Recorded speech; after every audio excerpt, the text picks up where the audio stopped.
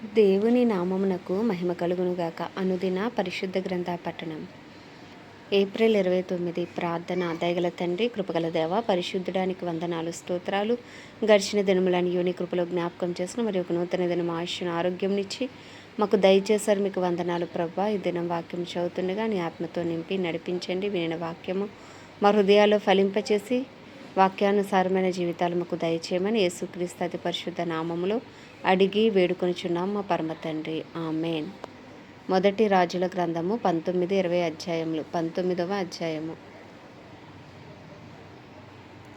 ఏలియా చేసినదంతయును అతడు ఖడ్గము చేత ప్రవక్తలందరినీ చంపించిన సంగతియును ఆహాబు యెజెబెలునకు తెలియజెప్పగా, యెజెబెలు ఒక దూత చేత ఏలియాకు ఈ వర్తమానం పంపించెను. రేపు ఈ వేళకు నేను నీ ప్రాణమును వారిలో ఒకని ప్రాణం వలె చేయని ఎడల దేవుడు నాకు గొప్ప అపాయము కలగజేయునుగాక. కాబట్టి అతడు ఈ సమాచారము తెలుసుకొని లేచి తన ప్రాణము కాపాడుకుంటకై పోయి యూదా సంబంధమైన బెయేర్షెబాకు చేరి అచట ఉండుమని తన దాసునితో చెప్పి, తాను ఒక దిన ప్రయాణము అరణ్యములోనికి పోయి ఒక బదరీ వృక్షము క్రింద కూర్చుండి, మరణాపేక్ష గలవాడే యెహోవా, నా పితరుల కంటే నేను ఎక్కువ వాడను కాను, ఇంత మట్టుకు చాలును, నా ప్రాణము తీసుకొనుమని ప్రార్థన చేశాను. అతడు బదరీ వృక్షము క్రింద పరుండి నిద్రించుచుండగా ఒక దేవదూత వచ్చి అతని ముట్టి, నీవు లేచి భోజనము చేయమని చెప్పాను. అతడు చూచినంతలో అతని తల దగ్గర నిప్పుల మీద కాల్చబడిన అప్పమును నేలబుడ్డియు కనబడెను గనుక అతడు భోజనము చేసి తిరిగి పరుండెను. అయితే యెహోవా దూత రెండవ మారు వచ్చి అతని ముట్టి, నీ శక్తికి మించిన ప్రయాణముకు నీ సిద్ధమై ఉన్నది, నీవు లేచి భోజనము చేయమని చెప్పినప్పుడు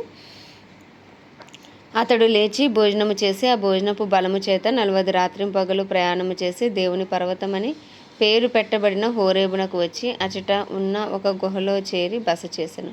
యెహోవా వాక్కు అతనికి ప్రత్యక్షమై, ఏలియా, ఇచట నీవేమి చేయుచున్నావని అతను అడుగగా అతడు, ఇశ్రాయేలు వారు నీ నిబంధనను త్రోసివేసి నీ బలిపీఠములను పడగొట్టి నీ ప్రవక్తలను ఖడ్గము చేత హతము చేసిరి. సైన్యములకు అధిపతియు దేవుడునగు యెహోవా కొరకు మహారోషము గలవాడనై నేను ఒకడును మాత్రము మిగిలి ఉండగా వారు నా ప్రాణమును కూడా తీసివేయటకే చూచుచున్నారని మనవి చేశాను. అందుకైన నీవు పోయి పర్వతం మీద యెహోవా సముఖమందు నిలిచి ఉండుమని సెలవిచ్చెను. అంతటి యెహోవా ఆ వైపున సంచరింపగా బలమైన పెనుగాలి లేచెను. యెహోవా భయమునకు పర్వతములు బద్దలాయెను, శిలలు చిన్న భిన్నములాయెను. కానీ యెహోవా గాలి దెబ్బ యందు ప్రత్యక్షము కాలేదు. గాలి పోయిన తర్వాత భూకంపము కలిగెను గాని ఆ భూకంపమునందు యెహోవా ప్రత్యక్షము కాలేదు. ఆ భూకంపం అయిన తర్వాత మెరుపు పుట్టెను గాని ఆ మెరుపునందు యెహోవా ప్రత్యక్షము కాలేదు. మెరుపు ఆగిపోగా మిక్కిలి నిమ్మలముగా మాట్లాడు ఒక స్వరము వినబడెను. ఏలియా దాని విని తన దుప్పటితో ముఖము కప్పుకొని బయలుదేరి గుహవాకిట నిలిచెను. అంతలో ఏలియా, ఇచ్చట నీవేమి చేయుచున్నావని ఒకడు పలికిన మాట అతనికి వినబడెను. అందుకటది, ఇశ్రాయేలు వారు నీ నిబంధనను త్రోసివేసి నీ బలిపీఠములను పడగొట్టి నీ ప్రవక్తలను ఖడ్గము చేత హతము చేసిరి. సైన్యములకు అధిపతియు దేవుడునగు యెహోవా కొరకు మహారోషము గలవాడనై నేను ఒకడును మాత్రమే మిగిలి ఉండగా వారు నా ప్రాణము తీసివేయుటకే చూచుచున్నారని చెప్పాను. అప్పుడు యెహోవా అతనికి సెలవిచ్చినదేమనగా, నీవు మరలి అరణ్య మార్గమున దమస్కునకు పోయి దానిలో ప్రవేశించి సిరియా దేశం మీద హజాయేలునకు పట్టాభిషేకము చేయము. ఇశ్రాయేలు వారి మీద నింషీ కుమారుడైన యెహూకు పట్టాభిషేకము చేయము. నీకు మారుగా ప్రవక్త అయ్యుండుటకు అబేల్మెహోలా వాడైన షాపాతు కుమారుడైన ఎలీషాకు అభిషేకము చేయము. హజాయేలు యొక్క ఖడ్గమును తప్పించుకుని వారిని యెహూ హతము చేయును. యెహూ యొక్క ఖడ్గమును తప్పించుకుని వారిని ఎలీషా హతము చేయును. అయినను ఇశ్రాయేలు వారిలో బయలునకు మోకాళ్ళునకయు నోటితో వాని ముద్దు పెట్టుకొనకయు నుండి 7,000 మంది నాకు ఇంకాను మిగిలి ఉందురు.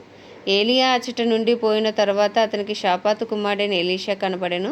అతడు తన ముందరనున్న 12 అరకల ఎడ్ల చేత దుక్కి దున్నించుచు 12వ అరక తాను తోలుచుండెను. ఏలియా అతని చేరబోయి తన దుప్పటి అతని మీద వేయగా అతడు ఎడ్లను విడిచి ఏలియా వెంట పరిగెత్తి, నేను పోయి నా తల్లిదండ్రులకు ముద్దు పెట్టుకుని తిరిగి వచ్చి నిన్ను వెంబడించదనని చెప్పి అతనిని సెలవు అడగగా అతడు పోయి, రమ్ము, నా వలన నీకు నిర్బంధము లేదని చెప్పెను. అందుకు అతడు అతనిని విడిచి వెళ్ళి కాడి ఎడ్లను తీసి వధించి వాటి మాంసమును గుర్తినో గల చేత వంట చేసి జనులకు వడ్డించెను. వారు భోజనం చేసిన తర్వాత అతడు లేచి ఏలియా వెంబడి వెళ్ళి అతనికి ఉపచారము చేయుచుండెను. 20వ అధ్యాయం. తన యొద్ద గుర్రములను రథములను సమకూర్చుకుని 30 రాజులుండగా సిరియా రాజైన బెన్హదదు తన సైన్యమంతటిని సమకూర్చుకుని బయలుదేరి షోమ్రోనుకు ముట్టడి వేసి దాని మీద యుద్ధము చేశాను. అతడు పట్టణమందున ఇశ్రాయేలు రాజైన అహాబునొద్దకు దూతలను పంపి, నీ వెండియు నీ బంగారమును నావే, నీ భార్యలలోనూ నీ పిల్లలలోనూ సౌందర్యము గలవారు నావారని బెన్హదదు సెలవిచ్చుచున్నాడని వారి చేత వర్తమానం తెలియజేసినందుకు ఇశ్రాయేలు రాజు, నా ఏలిన వాడవైన రాజా, నీవిచ్చిన సెలవు ప్రకారము నేనును నాకు కలిగిన సమస్తమును నీ వశము ఉన్నామని ప్రత్యుత్తరమిచ్చి వారిని పంపగా ఆ దూతలు పోయి ఆ మాట తెలియజేసి తిరిగి వచ్చి బెన్హదదు ఇట్లు సెలవిచ్చుచున్నాడని తెలియజెప్పిరి. నీవు నీ వెండిని నీ బంగారమును నీ భార్యలను నీ పిల్లలను నాకు అప్పగింపవలనని నేను నీ యొద్దకు నా సేవకులను పంపి ఉన్నాను. రేపు ఈ వేళకు వారు నీ ఇంటిని నీ సేవకుల ఇండ్లను పరిశోధించుదురు. అప్పుడు నీ కంటికి ఏది ఇంపుగా ఉండునో దానిని వారు చేత పట్టుకుని తీసుకొని పోవుదురు. కాగా ఇశ్రాయేలు రాజు దేశపు పెద్దలనందరినీ పిలువనంపించి, బెన్హదదు నీ భార్యలను పిల్లలను వెండి బంగారములను పట్టుకొందునని వర్తమానం పంపగా నేను ఇయ్యనని చెప్పలేదు. ఆ మనుషుడు చేయగోర్చిన మోసం ఎట్టుదో అది మీరు తెలుసుకునుడనెను. నీవు అతని మాట వినవద్దు, దానికి ఒప్పుకొనవద్దు అని ఆ పెద్దలను జనులందరూ అతనితో చెప్పిరి. గనుక అతడు, మీరు రాజైన నా ఏలినవానితో తెలియజెప్పవలసినదేమనగా, నీవు మొదట నీ సేవకుడైన నాకు ఇచ్చి పంపిన ఆజ్ఞను నేను తప్పక అనుసరింతును గాని నీవిప్పుడు సెలవిచ్చిన దాన్ని నేను చేయలేనని బెన్హదదు దూతలతో చెప్పుడనెను. ఆ దూతలు పోయి బెన్హదదు వద్దకు వచ్చి ఆ ప్రత్యుత్తరము తెలియజేయగా బెన్హదదు మరలా అతని వద్దకు దూతలను పంపి, నాతో కూడా వచ్చిన వారందరూ పిడికెడు ఎత్తుకొని పోవుటకు షోమ్రోను యొక్క ధూళి చాలిన ఎడల దేవతలు నాకు గొప్ప అపాయం కలగజేయుదురు కాక అని వర్తమానం చేసెను. అందుకు ఇశ్రాయేలు రాజు తన ఆయుధమును నడుమున బిగించుకున్నవాడు దాన్ని విప్పి తీసి వేసిన వాని వలె అతిశయపడకూడదని చెప్పుడనెను.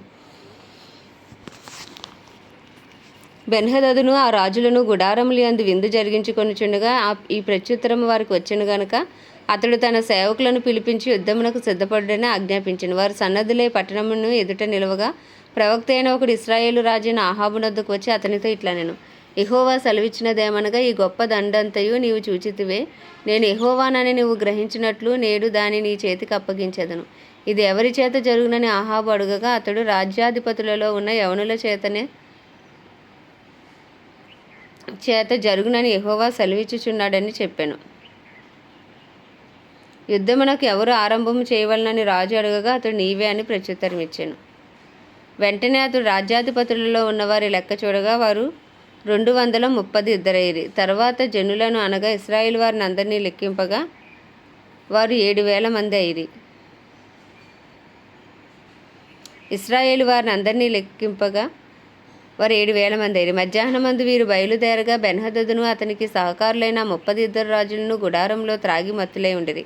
రాజ్యాధిపతుల్లో ఉన్న యవనులు ముందుగా బయలుదేరినప్పుడు సంగతి తెలుసుకొనుటకై బెన్హదదు కొందరిని పంపెను. షోమ్రోనులో నుండి కొందరు వచ్చి ఉన్నారని బంటులు తెలియజేయగా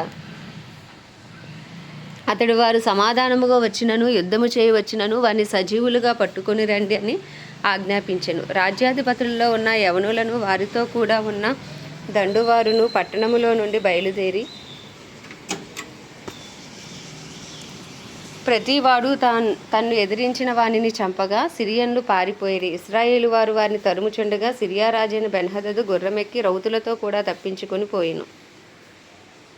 అంతటి ఇశ్రాయేలు రాజు బయలుదేరి గుర్రములను రథములను ఓడించి సిరియనులను బహుగా హతము చేసెను. అప్పుడు ఆ ప్రవక్త ఇశ్రాయేలు రాజు వద్దకు వచ్చి, నీవు బలము తెచ్చుకొనుము, నీవు చేయవలసిన దాన్ని కనిపెట్టి ఉండుము. ఏడాది నాటికి సిరియా రాజు నీ మీదకి మరలా వచ్చునని అతనితో చెప్పాను. అయితే సిరియా రాజు సేవకులు అతనితో ఇలాగూ మనవి చేసిరి, వారి దేవతలు కొండ దేవతలు గనుక వారు మనకంటే బలవంతులైరి. అయితే మనం మైదానమందు వారితో యుద్ధము చేసిన ఎడల నిశ్చయముగా వారిని గెలుచుదుము. ఇందుకు మీరు చేయవలసినదేమనగా ఆ రాజుల్లో ఒక్కొక్కని వాని ఆధిపత్యములో నుండి తీసివేసి వారికి బదులుగా సేనాధిపతులను నిర్ణయించి,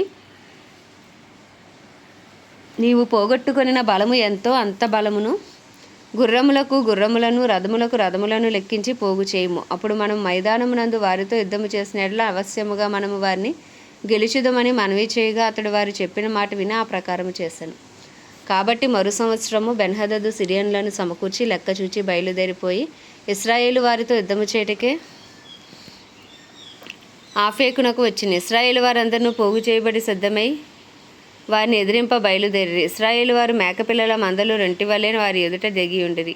కానీ దేశము సిరియన్ల చేత కప్పబడి ఉండెను. అప్పుడు దైవజనుడైన ఒకడు వచ్చి ఇశ్రాయేలు రాజుతో ఇట్లనెను, యెహోవా సెలవిచ్చినదేమనగా, సిరియన్లు యెహోవా కొండలకు దేవుడే గాని లోయలకు దేవుడు కాడని అనుకొందురు. అయితే నేను యెహోవానై ఉన్నానని మీరు తెలుసుకున్నట్లు ఈ గొప్ప సమూహమంతయు నీ చేతికి అప్పగించెదను. వారు ఎదురు ముఖములుగా 7 దినములు గుడారములు వేసుకుని ఉండిన తర్వాత 7వ దినమందు యుద్ధమునకు కలుసుకొనగా ఇశ్రాయేలు వారు ఒక దినమందే సిరియన్ల కాల్బలము 1,00,000 మందిని హతము చేసిరి. తక్కిన వారు అఫేకు పట్టణంలోనికి పారిపోగా అచ్చట ఉన్న ఒక ప్రాకారము శేషించిన వారు 27,000 మంది మీద పడెను. బెన్హదదు పారిపోయి ఆ పట్టణమందు ప్రవేశించి ఆయా గదులలో చొరగా అతని సేవకులు, ఇశ్రాయేలు వారి రాజులు దయాపరులని మేము వింటిమి గనుక నీకు అనుకూలమైన ఎడల మేము నడుమునకు గోనెలు కట్టుకొని తల మీద తార్లు వేసుకుని ఇశ్రాయేలు రాజు నొద్దకు పోవుదుము, అతడు నీ ప్రాణమును రక్షించునేమో అని రాజుతో అనగా రాజు అందుకు సమ్మతించెను. కావున వారు తమ నడుములకు గోనెలు కట్టుకుని తల మీద త్రాళ్ళు వేసుకుని ఇశ్రాయేలు రాజు నొద్దకు వచ్చి, నీ దాసుడైన బెన్హదదు దయచేసి నన్ను బ్రతికనిమ్మని మనవి చేటికే మమ్మను పంపనని చెప్పగా అతడు, బెన్హదదు నా సహోదరుడు, అతడు ఇంకనూ సజీవుడై ఉన్నాడా అని అడిగాను.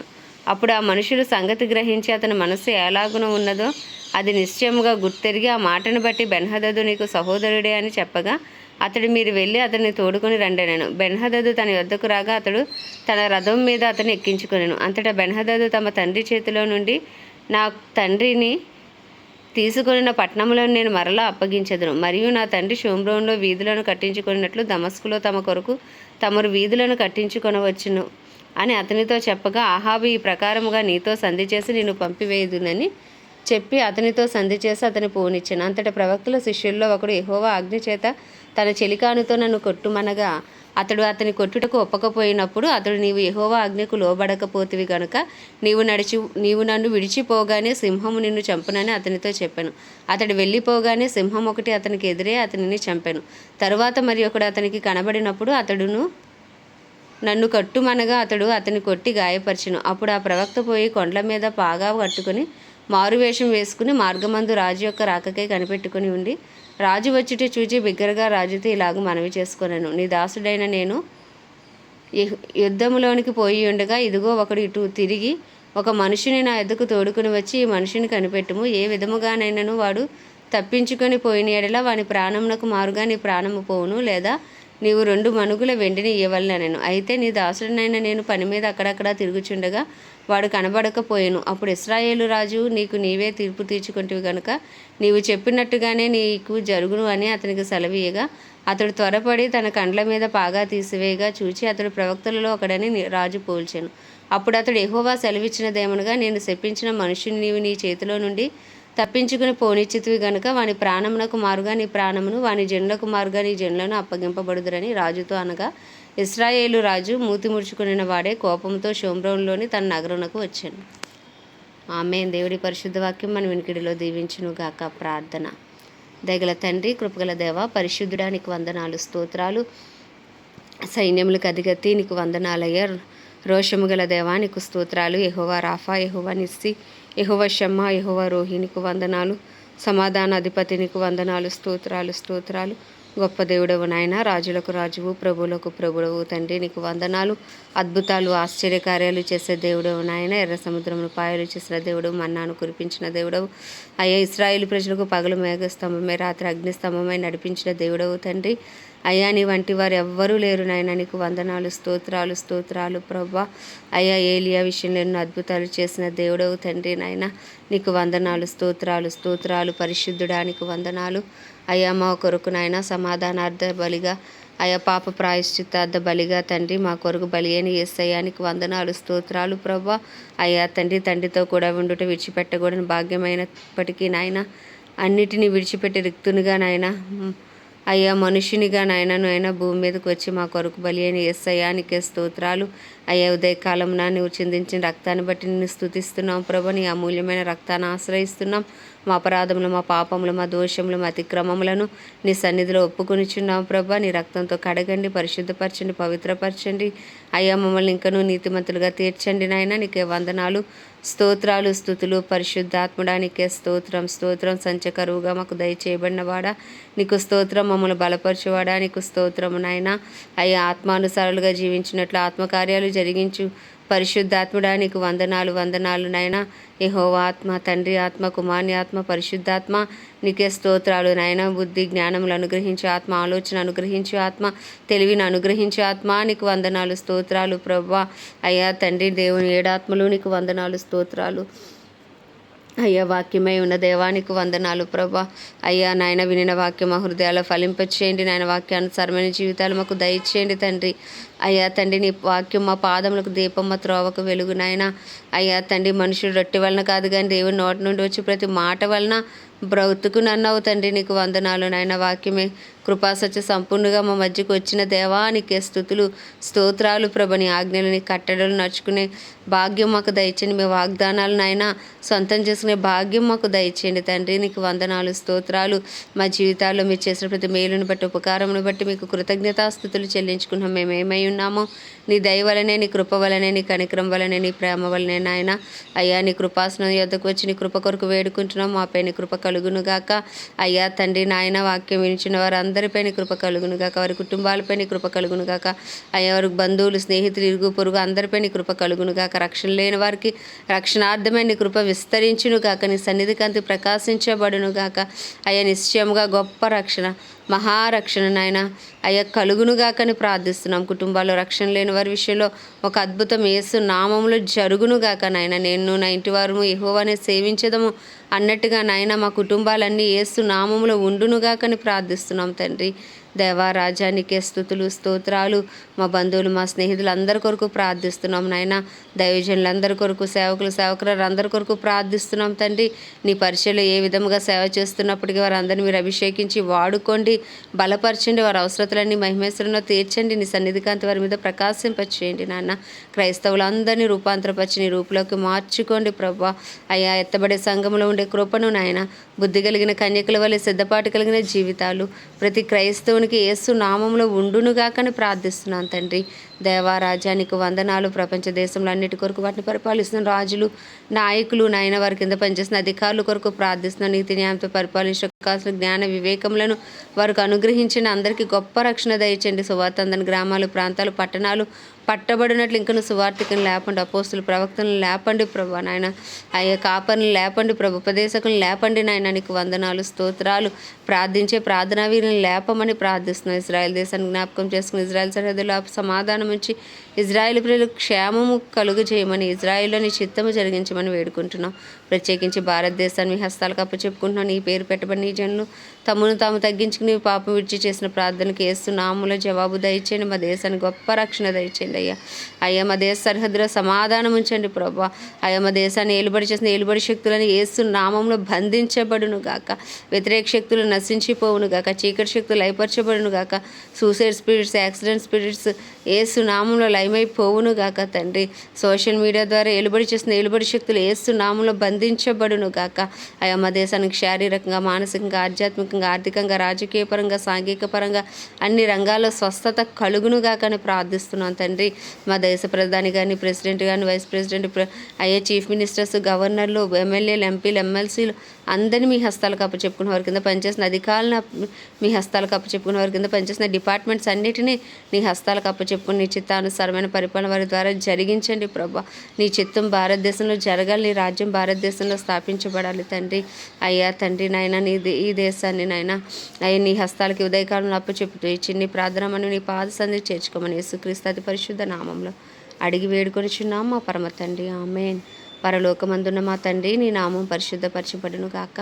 నీ రాజ్యము వచ్చును గాక. నీ చిత్తం పరలోకంలో నెరవేర్చబడుచున్నట్లు భూమి యందు నెరవేర్చబడును గాక.